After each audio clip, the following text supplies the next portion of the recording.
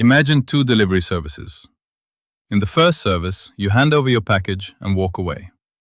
You never receive a tracking number. You simply trust it gets delivered.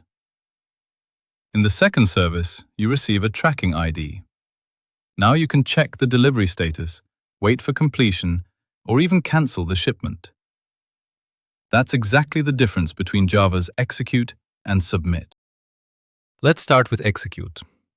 It accepts only a running and executes the task asynchronously. Notice that execute returns nothing. That's why its return type is void. In this example, we're submitting a simple task that prints task executed. The task runs on a worker thread, and the output appears in the console. Since no future is returned, you can't check whether the task finished, retrieve a result, or cancel it.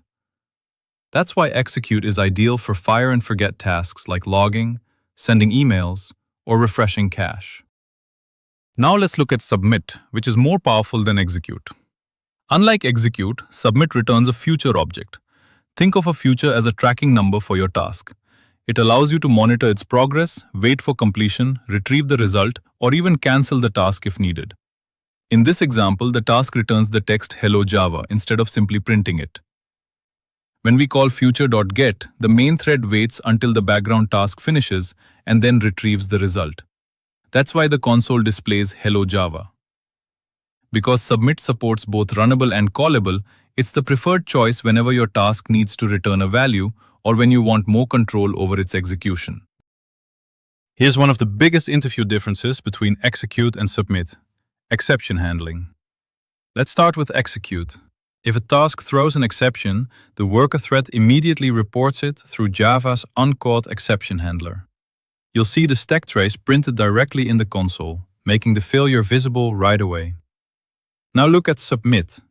Even if the task throws the same exception, you won't see anything immediately.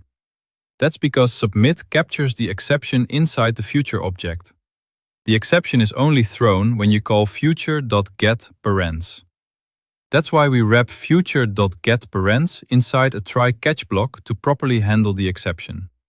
This behavior gives developers much better control over error handling in asynchronous programming.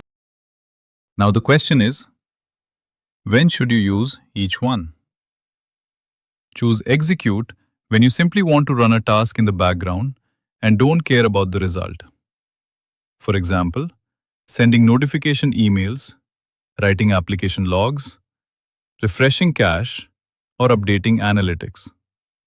These are classic fire and forget operations. On the other hand, choose submit when your application needs something back from the task.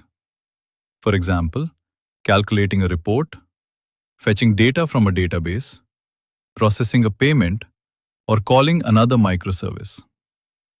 Since submit returns a future, you can wait for the result, cancel the task if necessary, or handle exceptions safely. A simple rule to remember: if you don't need the result, use execute. If you need the result or better control over the task, use submit. Here's the interview takeaway. Execute runs a runnable and returns nothing. Submit runs a runnable or callable and returns a future, allowing you to retrieve results, monitor execution, cancel tasks, and handle exceptions. Remember this simple rule: execute and forget, submit and track.